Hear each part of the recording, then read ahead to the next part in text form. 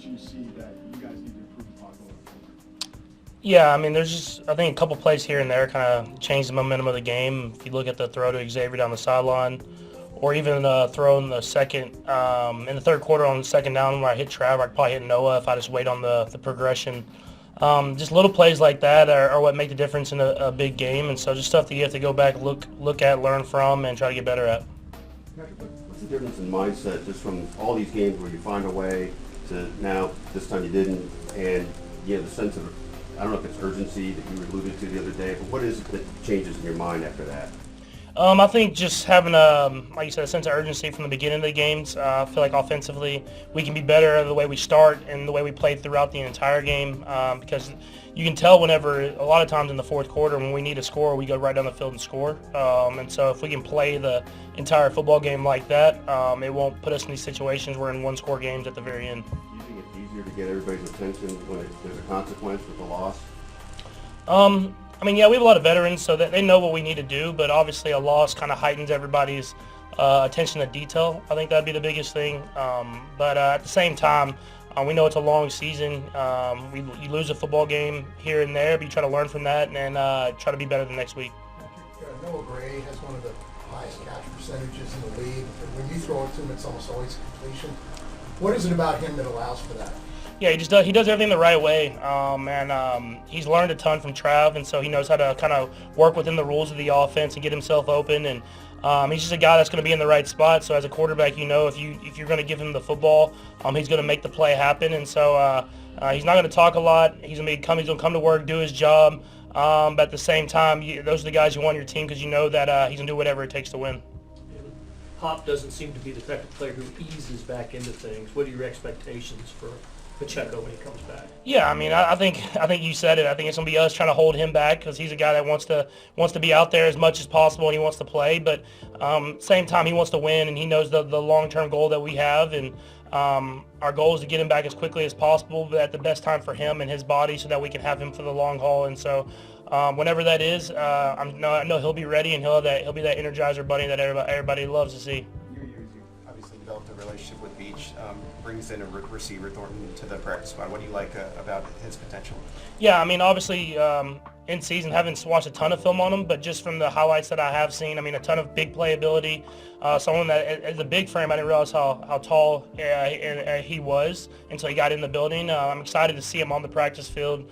Working, and I'm sure guys like Carson and them will give him chances downfield, and we'll get to see that speed. And so a lot of talent, a lot of ability, and I think it'd be good to get him worked in within the offense and see what he can do. When you guys have your script to start a game, and then you said like the first drive, you had the interception. When you get back, now you're down 6-0. You go right back to the script. You have to make adjustments, and does it kind of just mess up the plan you guys had? Not necessarily. I mean, interceptions are always kind of bump in the road because you don't want to have those. But at the same time, I think Coach Reed does a good job of going back to the way we want to go about a game. I mean, obviously with them scoring from the interception, you have to try to find ways to get back in the end zone and keep the game close, keep it tied, or whatever that is. And so I don't think it does much. I mean, I know for me, it's just you keep firing. I mean, you don't want to throw interceptions, but at the end of the day, once they happen, there's nothing you can do about it. You just learn from it and try to be better the next time. Coach mentioned a couple weeks ago, I think it was the Monday night game, it was only 3 rushes for Kareem in the first half, and kind of got back to it in the third quarter, and maybe didn't run as much as you guys maybe would have liked this time around. When you're in the middle of the game, I mean, are you thinking about how many times you've run it past and all that kind of stuff when you guys are on the headsets and talking on the pads over there on the sideline, or just how does that kind of work during the game? Yeah, I mean, for sure. I mean, just obviously we didn't run a ton of plays this last game. So with the interception kind of stalling out that drive quickly, and then kind of how the flow of the game was, we probably threw the ball more than we might have wanted to from the beginning of the game. I thought Coach did a good job of getting the run game back going as the game went on, which opened up other things as well. And I think more than anything, just having with the offensive line that we have and those 3 guys in the middle, running downhill is hard for defenses to account for. And so if we can run the ball downhill, it opens up everything else. And I think Kareem and all those guys do a great job of doing that. So you got to have to play the flow of the game. You can talk about it on the sideline, but I mean, all of us have full belief on whatever coach called, we're going to go out there and execute. What are your early thoughts here on Carolina and the challenge that they present? Yeah, I mean, first off, great defensive coordinator. I played against him when he was in Denver. Very smart, very intelligent, and he kind of gets his guys in the right position. And they have a lot of talented players. I think you've seen that these last few weeks is that they play hard, and they're playing better football as the season goes on. And so it'll be a great challenge for us going there to play them. They're coming off 2 wins and a bye, so they're going to be hungry. And so it'll be a great opportunity for us to go out there and try to find a way to get a win.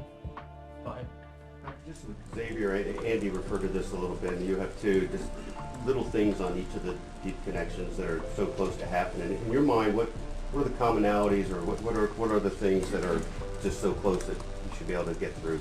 Yeah, I mean, I think you've seen as the season's gone on that he's playing faster. He has more confidence. It's about me being on the same page as him. And I mean, I can sit here and we can practice it all we want, but until we start doing it in the game, there's nothing much more that I can really say about it. But I'm excited for it. I believe it's going to start happening. And once it starts happening, the offense is going to really take off. And do you agree with, is that the right thing, that each play has been just a little bit different? Yeah, they're all different type of plays.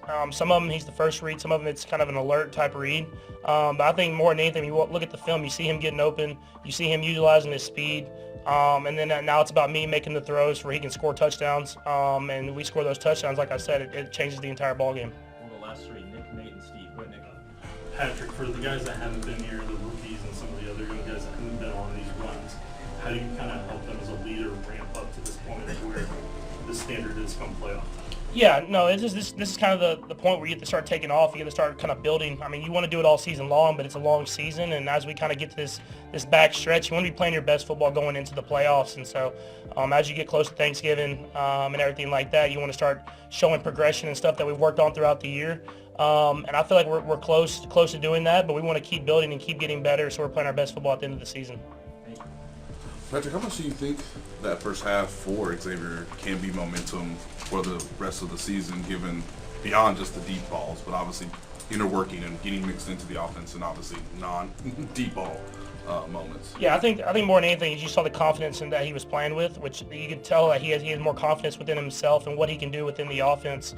And whenever he's playing confident, not thinking, he's playing fast, and it's hard for people to account for how fast he is. And so I'm excited for him. I thought that was a good jump-off point. We got to keep him more involved in the offense throughout the second half. But at the same time, I think that's going to help the offense go. Patrick, you mentioned offensive line. It's no secret your line both have struggled just a little bit. Do you find it being harder for you to be more patient when they have those struggles?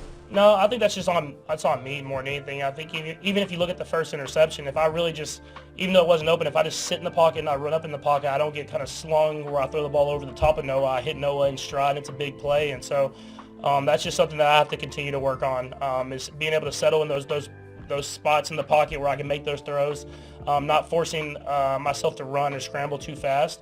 And then whenever I do need to scramble, I got to be smart with the football and make plays. And I thought I had good points of that during the game, but obviously not enough. So I'll continue to work on that throughout the season, and so that we can, like I said, playing our best football at the end of the year. The Songstress enjoyed a girls' night out with none other than country legend Faith Hill at the private, members-only Club Chez Margot in New York City on Tuesday night. The duo were also joined by Taylor's pals Ashley Avignon and Este Haim of the rock band Haim. Taylor looked incredible as usual in her coordinating look consisting of a plaid coat and skirt along with trendy black loafers. The 34-year-old also rocked a bold red lip.